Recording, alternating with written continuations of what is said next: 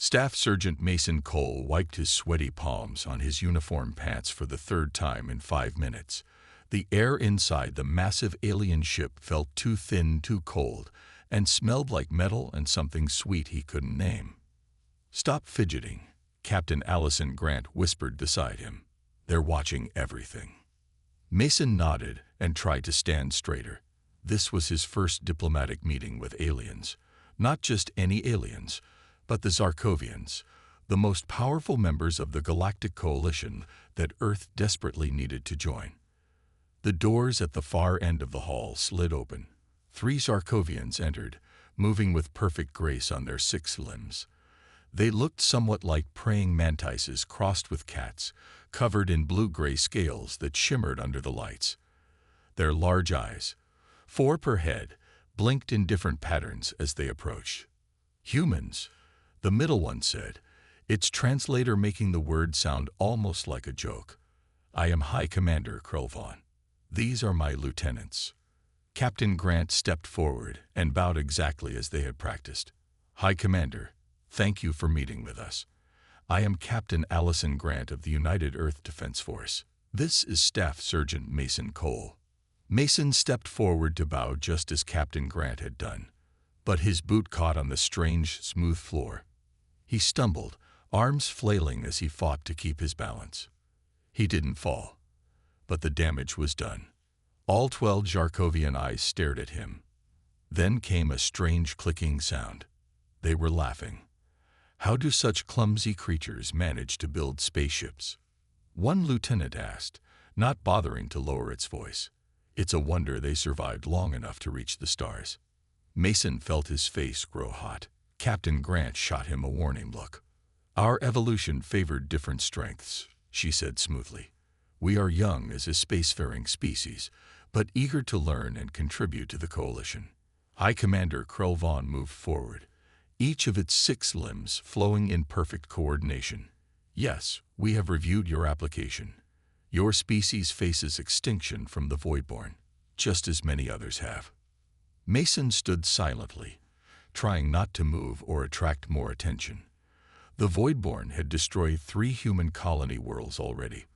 Earth was preparing for war, but their technology was no match for these world eaters. "The Voidborn consume all in their path," Krelvon continued.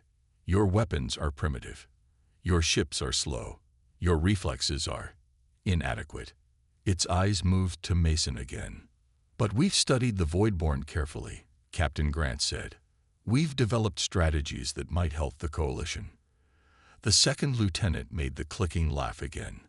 "Strategies? From creatures who can barely walk without falling. The Voidborn would destroy you before you could aim your primitive weapons." Mason bit his tongue to keep from responding. Earth's military had many flaws, but their special forces were something to be proud of. "Perhaps," Captain Grant said, her voice still calm. "But together we might survive. Isn't that the purpose of the coalition?" High Commander Krelvon was silent for a moment. "It is." "Very well. Earth may join the coalition as a probationary member. Your soldiers will train with ours. Your scientists will share their research. But do not expect to be given important roles until you've proven yourselves capable."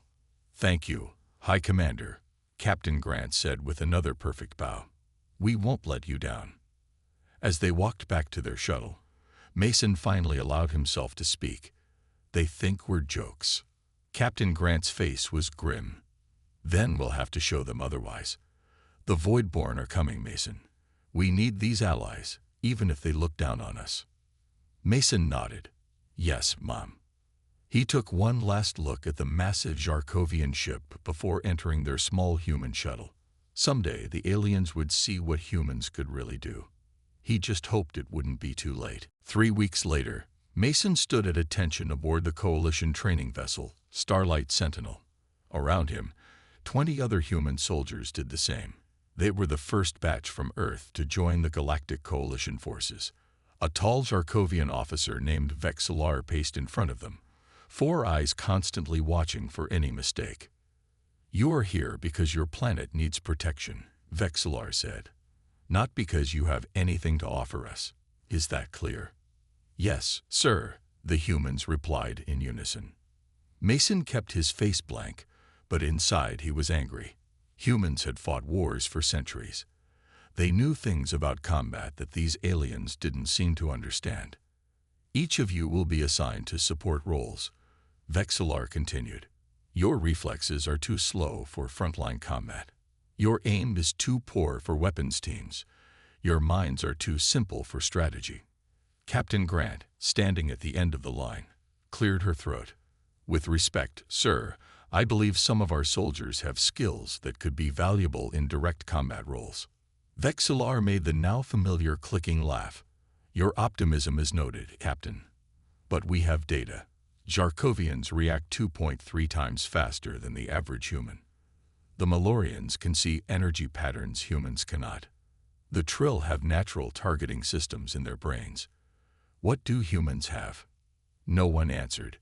They had been warned not to argue. After the briefing, Mason was assigned to supply management. Most humans got similar jobs, far from any important work. As he organized crates of medical supplies, a woman about his age approached him. Staff Sergeant Cole, I'm Specialist Eliza Winters. Mason nodded. Call me Mason. What did they stick you with? Kitchen duty. Eliza smiled. Clothes. Laundry.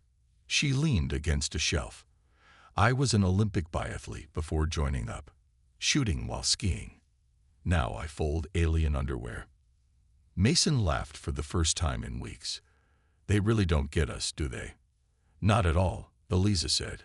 I watched a Jarkovian shooting drill yesterday. They're fast, sure, but they only hit targets directly in front of them, in perfect conditions. Before Mason could respond, alarms blared throughout the ship. A voice announced, all personnel to battle stations. This is not a drill. Voidborn scout vessels detected in Sector 4. Mason and Eliza ran to their assigned emergency positions, a support area far from any action. On screens around them, they watched as coalition ships moved to intercept 3 black, twisted-looking vessels. Those are just scouts, said a quiet voice behind them. Mason turned to see a human man in an intelligence officer's uniform. Lieutenant Nate Harlow, Coalition Intelligence, the man said. The real Voidborn fleet is still months away. They watched as Jarkovian gunners fired precise shots at the scout ships. Their aim was perfect when the targets moved in straight lines. But the Voidborn ships jerked and spun in random patterns, making most shots miss. They relied too much on calculations, Eliza whispered. Sometimes you have to feel the shot. Lieutenant Harlow nodded. Exactly. That's why I've been watching you humans. Mason looked at him in surprise. Us. Why? Because you're unpredictable. Imperfect. You make decisions based on instinct and experience, not just data. Harlow glanced around to make sure no aliens were listening. And I think that might be exactly what we need against the Voidborn. The battle ended with 2 Voidborn scouts destroyed and 1 escaping. The Coalition declared it a victory, but Mason saw the truth in the officers' faces as they walked past. They were worried. Meet me tonight, Harlow told Mason and Eliza quietly. Deck 12, Storage Room 7B. Bring anyone else you trust who can shoot. After he left, Mason and Eliza looked at each other. What do you think that's about? Eliza asked. Mason shrugged. No idea. But it's better than folding laundry. For the first time since joining the Coalition, Mason felt a spark of hope. That night, Mason and Eliza made their way to Deck 12. The corridors were dimly lit during the ship's night cycle. They found Storage Room 7B tucked away in a quiet corner. Inside, Lieutenant Harlow waited with 5 other humans. Mason recognized 2 from his unit. The others wore different division patches. Good. You made it, Harlow said, closing the door behind them. I've disabled the monitoring in this room for 1 hour. Mason looked around. The storage room had been cleared in the center. At the far end stood a row of targets. What is this? Eliza asked. Harlow smiled. A test. The Zarkovians and other Coalition species think humans are too clumsy and slow to fight effectively. I want to prove them wrong." He picked up what looked like a modified Coalition pistol from a crate. "This is a standard issue sidearm, but I've adjusted it to work better with human hands." "Sir, we're not supposed to handle weapons without alien supervision," one of the soldiers said nervously. "Officially, yes," Harlow agreed. "But officially, I'm conducting a classified human capability assessment." He handed the pistol to Eliza. "Specialist Winters, I hear you were quite the marksman on Earth." Eliza took the weapon, checking its weight and balance automatically. "Biathlon. Shooting and skiing." "Show me," Harlow said, pointing to the targets. Eliza took a stance, raised the weapon, and fired 3 quick shots.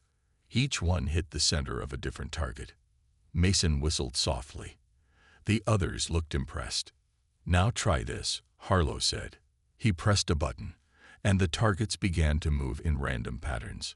Coalition training always uses predictable movement. The Voidborn don't move predictably. Eliza tracked a target with her eyes, took a breath, and fired. Another perfect hit, then another, and another. "How are you doing that?" one of the soldiers asked. "The targeting system can't lock on when they move like that." "I'm not using the targeting system," Eliza said. "I'm using my eyes and instincts." Harlow nodded. "That's exactly my point." He turned to Mason. "Your turn, Sergeant." Mason wasn't as good as Eliza, but he hit 70% of his moving targets. The other humans tried too, with varying results. All did better when they stopped trying to use the alien targeting systems. The Zarkovians evolved perfect balance and coordination, Harlow explained after everyone had tried. They never needed to compensate for physical limitations like humans did. Their targeting is built into their biology.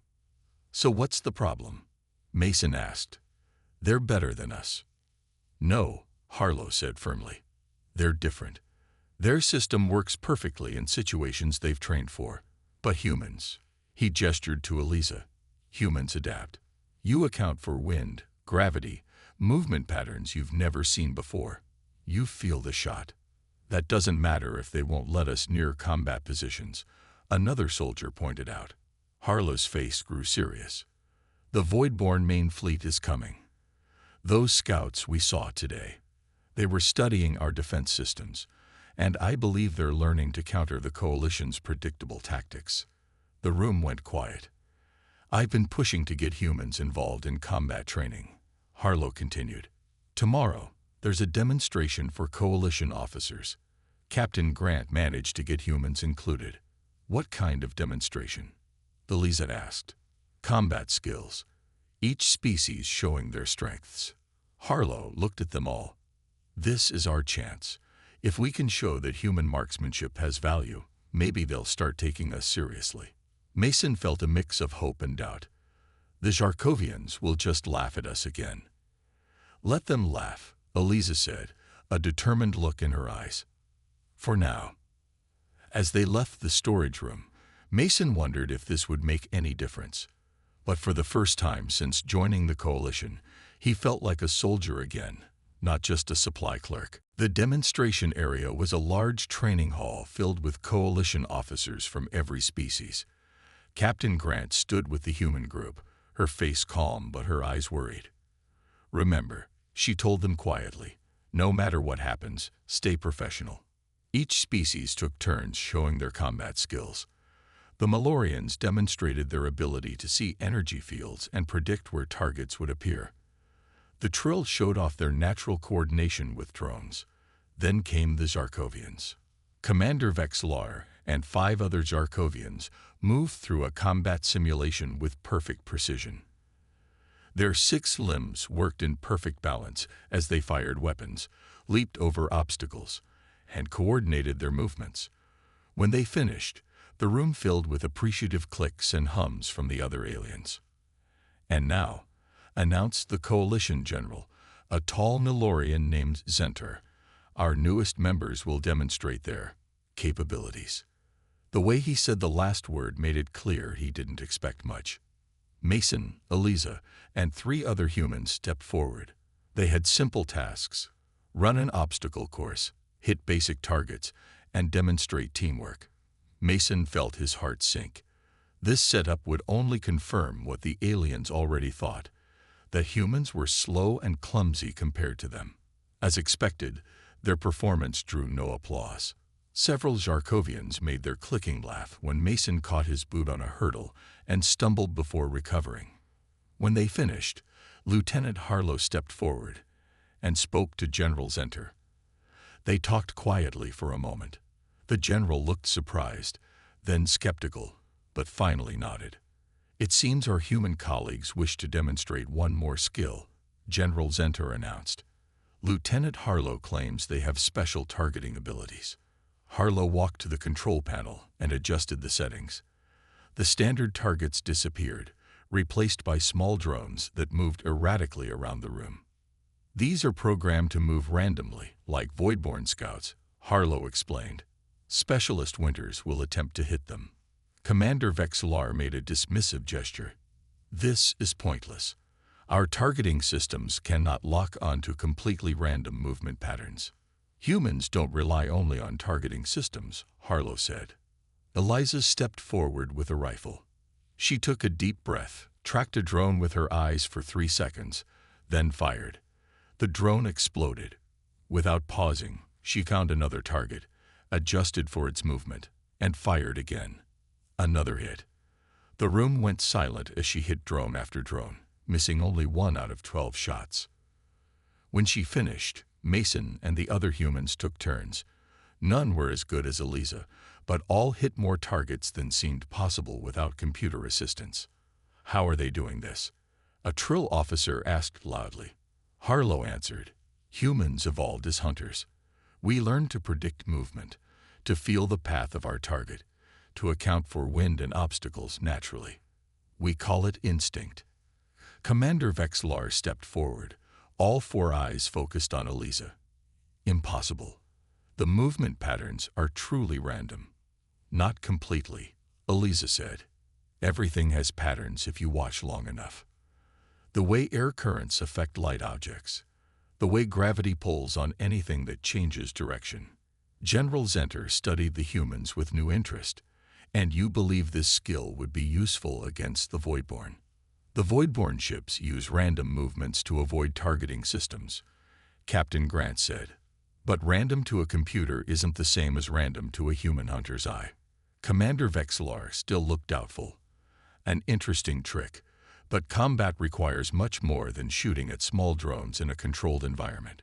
Before anyone could respond, alarms blared throughout the ship.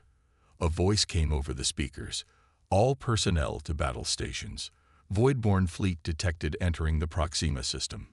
This is not a drill. The demonstration was over. Real combat was about to begin. Chaos filled the corridors as all personnel rushed to their stations. Mason and the other humans were directed to support areas, far from the action. "This is wrong," Eliza said as they ran. "We should be on the weapons teams." Mason agreed, but knew arguing now would do no good. They reached their assigned post in the medical supply area and watched the battle unfold on monitor screens. The Voidborn fleet was larger than expected. 15 ships of various sizes, all with the same twisted, black design that seemed to absorb light rather than reflect it. The Coalition had 10 ships in the Proxima system, including the Starlight Sentinel. At first, the battle seemed to go well for the Coalition. Their ships moved in practiced formations, firing precise volleys at the Voidborn. But something strange happened. The Voidborn vessels began moving in specific patterns that made the Coalition targeting systems miss repeatedly. "They've studied our tactics," Lieutenant Harlow said, suddenly appearing beside Mason and Eliza. "They know exactly how to avoid our weapons." On the screens, they watched as Voidborn ships broke through the Coalition defenses. 3 Coalition vessels were already damaged. The Coalition gunners, mostly Zarkovians, couldn't adjust fast enough to the changing patterns. An explosion rocked their ship. Emergency lights flashed on. "We've been hit," Harlow said. "Come with me now." "Where are we going?" Mason asked as they followed him through corridors filled with smoke. Command deck. Captain Grant is already arguing our case. When they reached the command deck, they found chaos. Several stations were damaged. Officers shouted reports of failing systems. At the center stood General Zentar, Captain Grant, and Commander Vexillar. "We need to try something different," Captain Grant was saying. "The Voidborn have clearly adapted to our targeting methods." "What do you suggest?" General Zentar asked, his normally calm voice now stressed. Captain Grant saw them enter and waved them over. "My team has a plan. The Voidborn command ship is coordinating their movements. If we can disable it, the rest will be more vulnerable." Commander Vexillar's limbs moved in agitation. "Impossible. It's protected behind their line. Our ships can't get close enough." "We don't need to get close," Harlow said. "We need a precision strike from an unexpected angle." He brought up a display of the battle area. "There's a debris field here from the destroyed Coalition ships. Small craft could navigate through it." "Targeting systems don't work in that debris field," Vexillar objected. "Too much interference." "We won't use targeting systems," Captain Grant said firmly. "We'll use human snipers." The command deck went silent for a moment. "Preposterous," Vexillar finally said. "No living being can make accurate shots at that distance without targeting assistance." Eliza stepped forward. "We can. It's what we train for on Earth. Long-range precision shooting in difficult conditions." Another explosion hit the ship. A support beam crashed down nearby. "We're running out of options," General Zentar said. "What exactly is your plan, Captain?" "A small team takes our fastest shuttle through the debris field," she explained quickly. "They position here, at this stable point. From there, they can target the command ship's main sensor array with specialized ammunition. The distance is over 4 kilometers, Vexillar said. "No handheld weapon can be effective at that range." "Human sniper rifles can," Mason said, "with the right shooter." Everyone looked at Eliza. General Zentar studied her for a long moment. "If you miss, the shuttle and everyone on it will be exposed and defenseless." "I won't miss," Eliza said. The ship shook again. Warning lights flashed across control panels. "Shield generators failing," an officer reported. "Hull breach on Deck 4. General Zentar looked at the battle display, then at the humans. "You have one chance," he said finally. "Take your shuttle and your team. If this fails, we all die anyway." As they rushed toward the shuttle bay, Mason asked Eliza, "Can you really make that shot?" She smiled grimly. "Guess we'll find out." The shuttle was small, designed for speed rather than comfort. Mason, Eliza, Lieutenant Harlow, and 2 other human soldiers named Garcia and Powell squeezed inside. Captain Grant handed them specialized equipment before they left. "These are Earth military sniper rifles, modified to work in space," she explained. "The ammunition is designed to penetrate void-borne hull material." Eliza checked her rifle with practiced hands. "What's the target exactly?" Harlow brought up a 3D image on a small screen. "This sensor array controls their coordination. Our analysts believe it's their weak point." The shuttle launched, immediately diving toward the debris field. The pilot, a human named Rogers, was sweating as he navigated between twisted metal pieces and floating chunks of destroyed ships. "This is insane," Rogers muttered as he narrowly avoided a spinning section of hull. "No computer would plot this course." "That's the point," Harlow said. "The Voidborn won't expect anyone to come this way." Through the shuttle windows, they could see the battle raging. Coalition ships fired constantly, but most shots missed as the Voidborn vessels moved in strange, unpredictable patterns. 2 more Coalition ships were heavily damaged, limping away from the fight. "We're almost to the position," Rogers announced after 10 tense minutes of flying through the debris. They reached a relatively stable area within the field. A large piece of destroyed ship provided cover as Rogers carefully positioned the shuttle. "This is as good as it gets," he said. "We're 4.3 kilometers from the target." Mason looked out the window. The distance seemed impossible. The Voidborn command ship was barely visible, just a dark shape against the stars. Powell, who had experience with spacewalks, helped Eliza into her suit. "Remember, you'll have no gravity out there. Any movement will push you in the opposite direction." Eliza nodded. "I'll brace against the shuttle. The rifle has minimal recoil," Garcia added as he checked her oxygen levels. "But at this distance, even your breathing could throw off the shot." Mason watched as they prepared Eliza for the spacewalk. He wished he could take the shot instead, but everyone knew she was their best chance. "The Voidborn ships are closing on the Sentinel," Harlow reported, watching the battle. "We need to hurry." Eliza gave Mason a small smile before they sealed her helmet. "See you soon," she said, her voice now coming through the comm system. The airlock cycled, and Eliza floated out into space, tethered to the shuttle. Through the window, Mason watched as she carefully positioned herself against a stable piece of the shuttle's hull. She extended a support for the rifle, locking it into place. "I'm set," her voice came through the comms. "Give me the calculations." Harlow read off numbers: distance, relative velocity, light refraction from nearby Proxima star. Mason had never realized how many factors affected a shot in space. "There's also radiation interference from the debris field," Powell added, "and microgravity variations from the larger pieces. The targeting computer says this shot is impossible," Rogers reported from the pilot's seat. "Too many variables." "Good thing I'm not a computer," Eliza replied calmly. Through the shuttle window, Mason could see her adjusting her position slightly. She was still for nearly a minute. "Eliza, the Sentinel's shields are failing," Harlow said urgently. "We're out of time." "Almost there," she replied, her voice focused and calm. "I need to account for my own heartbeat."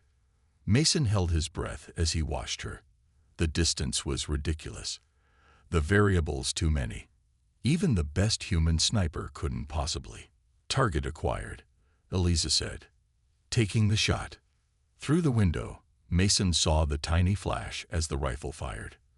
The special ammunition left a brief trail as it sped toward its target, visible for just a second before disappearing into the vacuum of space. Everyone in the shuttle froze, waiting. 1 second passed. 2. 3. Then, 4.3 kilometers away, a small explosion blossomed on the side of the Voidborn command ship. For a moment, nothing seemed to happen beyond the small explosion where Eliza's shot had hit. The Voidborn ships continued their attack on the Coalition fleet. "Did it work?" Mason asked, staring through the window. Harlow checked the sensor readings.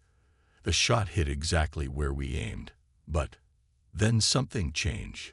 The Voidborn ships, which had been moving in perfect coordination, suddenly shifted. Their movements became less synchronized. Look," Garcia pointed at the display. "Their formation is breaking." The Voidborn command ship's movements became erratic. The smaller ships around it began to drift out of their attack patterns. "She hit it," Harlow said, his voice filled with wonder. "The sensor array is damaged." Over the comm system, they heard Captain Grant's voice. "Shuttle team, what's happening?" "The Voidborn ships are changing their behavior." "The shot was successful," Harlow reported. "Specialist Winters hit the target." There was a pause, then General Zenter wants confirmation. "Did one human actually hit a target at 4.3 kilometers through a debris field?" Mason looked out at Eliza, still braced against the shuttle's hull. "Yes, Captain. One shot. One hit." Rogers carefully maneuvered the shuttle to retrieve Eliza. When she came back through the airlock, her face was flushed with excitement beneath her helmet. "Did it work?" she asked as they helped her remove her suit. "See for yourself," Mason said, pointing to the display. The Coalition ships had regained the advantage. Without their perfect coordination, the Voidborn vessels were vulnerable. Coalition weapons found their targets more easily now. "The Sentinel is moving to attack the command ship directly," Harlow reported. "They're targeting the area you damage." They watched as the battle turned. The Sentinel and 2 other Coalition ships focused their fire on the Voidborn command ship. Without its sensor array functioning properly, it couldn't evade effectively. A massive explosion lit up space as the Coalition ships hit something critical. The Voidborn command ship began to break apart, dark pieces drifting in all directions. "Command ship destroyed," Rogers announced, reading the incoming reports. "The remaining Voidborn vessels are retreating." Cheers erupted in the small shuttle. Powell slapped Eliza on the back. Garcia was laughing with relief. Even Harlow smiled broadly. "Time to go home," Rogers said, turning the shuttle back toward the Sentinel. As they navigated through the debris field again, Mason sat next to Eliza. "How did you make that shot?" he asked quietly. "All those variables, the distance." Eliza looked at her hands. "I can't explain it exactly. I just felt it, watched how everything was moving, waited until it all lined up right in my mind." "The Zarkovians won't believe it," Mason said. "They'll have to," Powell called from across the shuttle. "It's all recorded." When they docked with the Sentinel, Captain Grant was waiting for them. Her uniform was dirty and torn at one sleeve, evidence of the damage the ship had taken. But she was smiling. "General Zenter wants to see all of you immediately," she said. The command deck was still in emergency mode. Crews worked to repair damaged systems. The general stood at the center, watching status reports. Commander Vexlar stood beside him, all four eyes fixed on the humans as they entered. "Specialist Winters," General Zenter said formally, "the Coalition owes you a debt. Your shot saved not only this ship but possibly the entire Proxima system." Eliza stood straight. "Thank you, sir, but it was a team effort." General Zenter nodded. "Indeed, which is why I have proposed a new division within our forces, a human special operations unit, focused on precision targeting against Voidborn ships." Commander Vexlar stepped forward. His expression was hard to read, but his voice had lost its mocking tone. "I have agreed to this proposal," he said. "The evidence is clear. Humans possess abilities we had not properly valued." Mason couldn't believe what he was hearing. Just days ago, they had been assigned to folding laundry and organizing supplies. "The Voidborn will return," General Zenter continued. "And when they do, we will need every advantage we can find, even those that come in unexpected packages." Captain Grant smiled at her team. "It seems humans have found their place in the Coalition after all." 2 weeks after the Battle of Proxima, as it was now called, Mason stood in a large new training room aboard the Sentinel. The room had been specially designed for the Human Special Operations Division. "Adjust your stance slightly," Mason told a young Zarkovian trainee. "Humans stand this way to absorb the rifle's movement." The Zarkovian, a junior officer named Trelvar, tried to copy Mason's position. With 6 limbs, it wasn't easy. "This feels unbalanced," Trelvar complained. "How do you maintain accuracy like this?" "That's the point," Eliza said as she walked around the room checking other trainees. "Humans have always been unbalanced compared to your species. We learn to compensate. That compensation is what makes us good at this." The training room held 20 alien trainees from 5 different species. All of them were learning what humans called instinctive shooting, firing without relying on targeting computers or natural targeting abilities. Lieutenant Harlow entered the room with Captain Grant and Commander Vexlar. Everyone stood at attention. "At ease," Captain Grant said. "We're just observing today." Mason watched as Commander Vexlar moved through the training area, studying the targets and equipment. The commander had been one of the first to volunteer personnel for this training, despite his initial skepticism about human abilities. "The Coalition Council has officially recognized the Human Sniper Division," Harlow told Mason and Eliza quietly. "More ships will be adding human teams after seeing our results." Eliza smiled. Not bad for laundry staff. At the far end of the training room, a wall displayed images from their mission. The impossible shot, as everyone now called it, had been analyzed extensively. Scientists still argued about how Eliza had made the calculations so quickly and accurately in her head. Commander Vexlar approached them. "Sergeant Cole," Specialist Winters. The progress of these trainees is acceptable. Coming from him, this was high praise. Thank you, sir, Mason replied. They're learning quickly. Though they keep trying to use too many limbs at once, Eliza added with a small smile. To their surprise, Vexillar made the Zarkovian clicking sound that indicated amusement.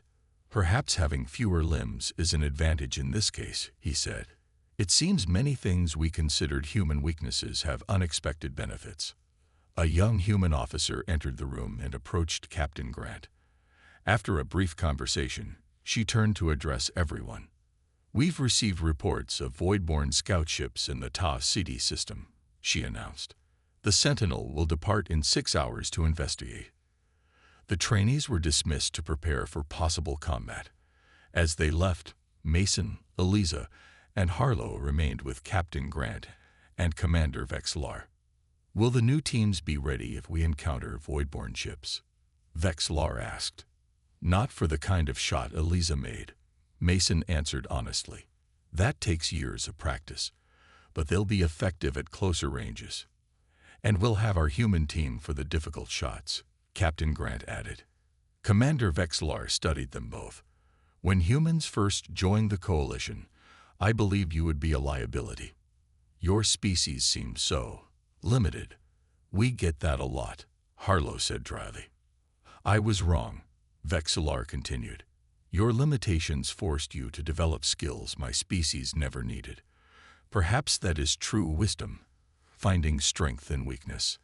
As they left the training room, Mason and Eliza walked together through corridors that now seemed familiar. Human crew members nodded to them respectfully as they passed. Even alien officers acknowledged them. Did you ever think we'd end up here? Mason asked. Teaching aliens how to shoot. Eliza laughed. Never. But I like it. And next time we face the Voidborn, we won't be alone. They'll still laugh at human clumsiness, Mason said, remembering how it felt in those first difficult weeks. Let them laugh, Eliza replied with a confident smile. Just as long as they give us the shot.